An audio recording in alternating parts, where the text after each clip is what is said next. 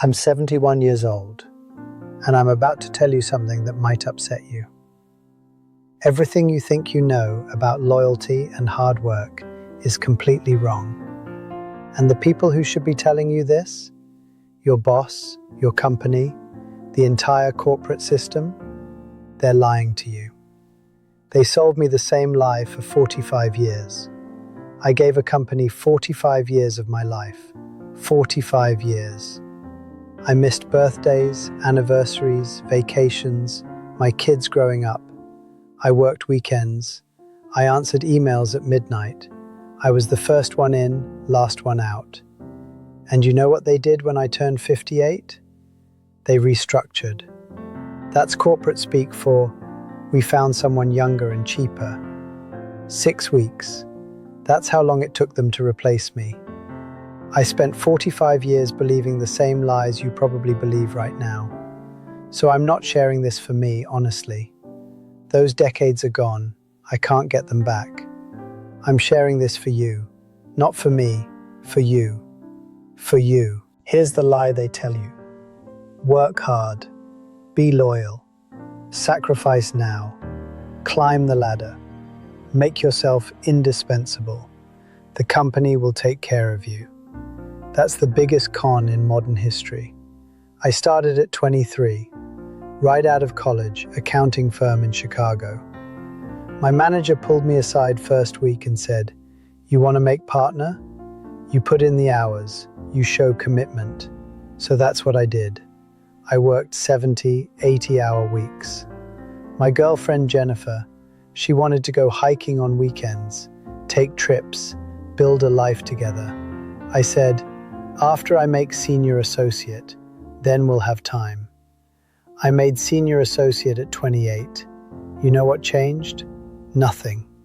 Now it was, after you make manager. Made manager at 33. Then it was, after you make senior manager. Made that at 39. After you make partner. I never made partner, by the way.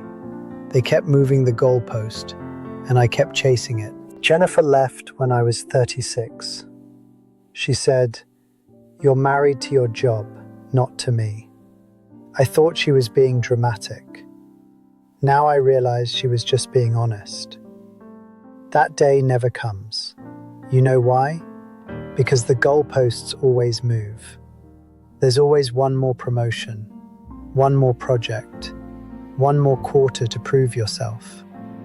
You're on a treadmill pretending it's a staircase.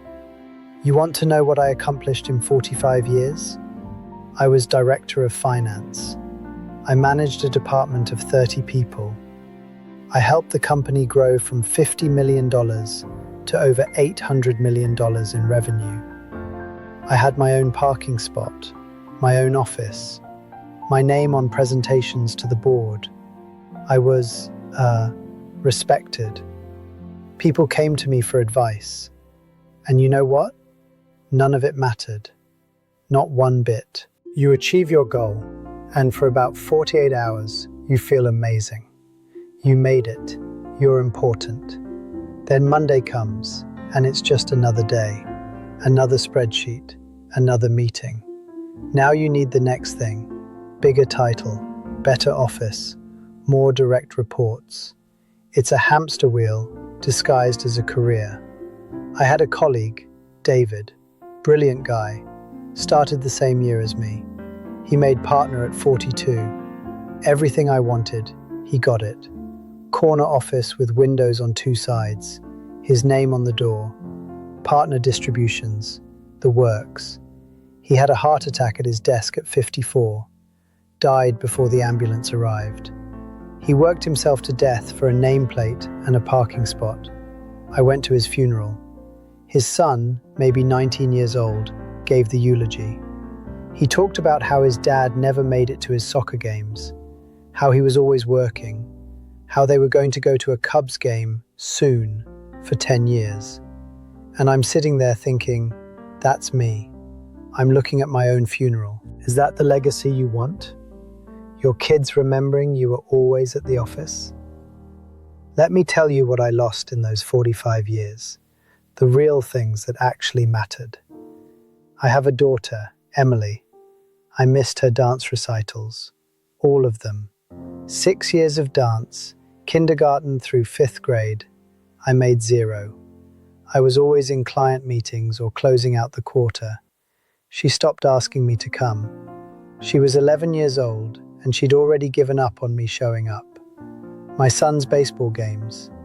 I went to maybe 4 in 8 seasons. 4 games. He pitched a no-hitter when he was 14. I found out 3 days later when my wife mentioned it. He didn't even bother telling me anymore. The trip to Alaska Jennifer and I planned. We were going to go for our 15th anniversary. I cancelled 2 weeks before because of an audit. We rescheduled. I cancelled again. We never went. We got divorced 3 years later. My father's last year. He had cancer. Wanted me to visit every week. I made it maybe twice a month because I was always putting out fires at work. He died on a Tuesday morning. I was in a budget meeting. I didn't take the call. I called back 40 minutes later. He was gone. I was reviewing expense reports while my father died. The guitar in my garage. Bought it at 30. Was going to learn. Took 3 lessons. Too busy.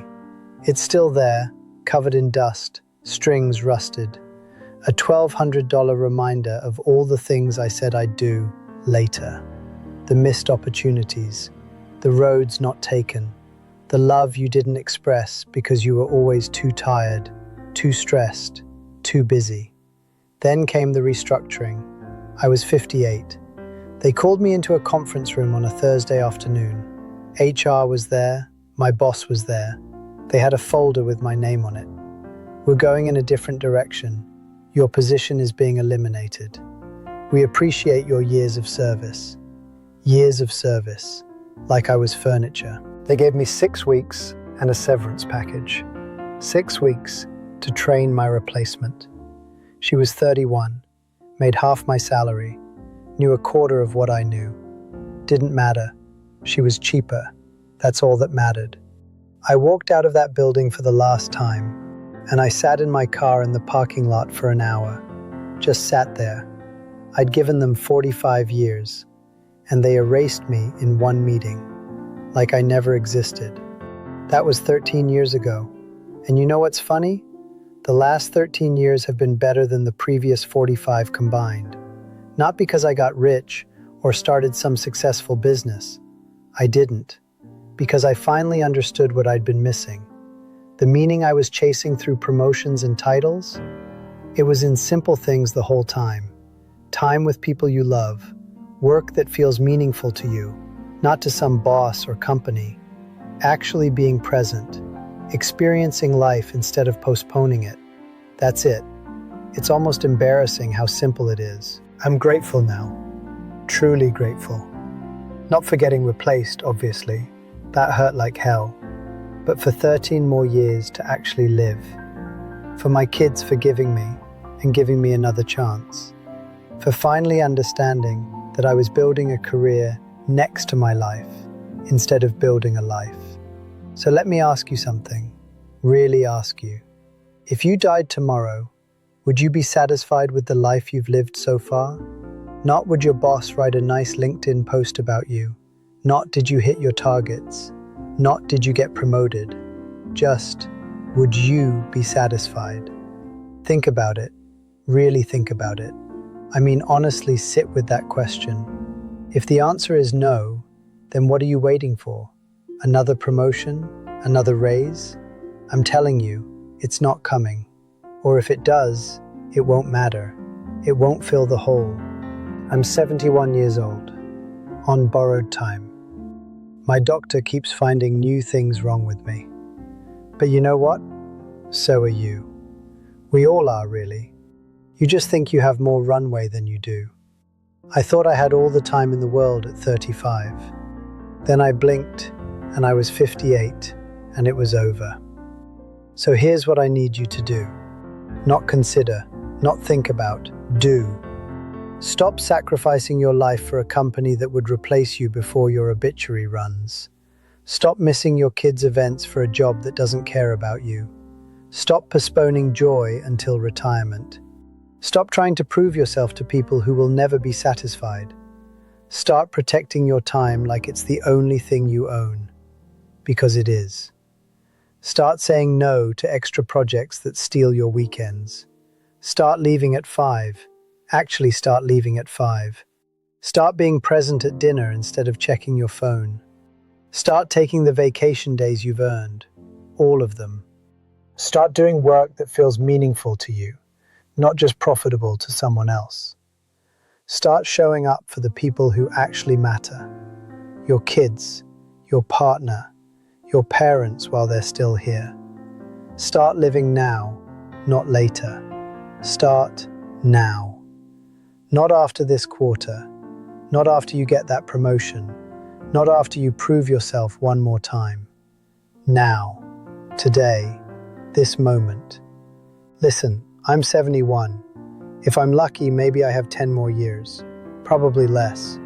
My knees are shot, my back hurts. I take 8 pills every morning just to function. If this resonates with you at all, subscribe to this channel. I have more truths to share, and honestly, I don't know how much time I have left to share them. Leave a comment. Tell me what you're going to do differently. Not what you're thinking about, what you're actually going to change. What you're going to stop sacrificing. Who you're going to start showing up for. Because the clock is ticking. For me, for you, for all of us. The question isn't whether you'll run out of time. The question is, what are you going to do with the time you have left? Don't waste 45 years proving yourself to people who will forget your name in 6 weeks.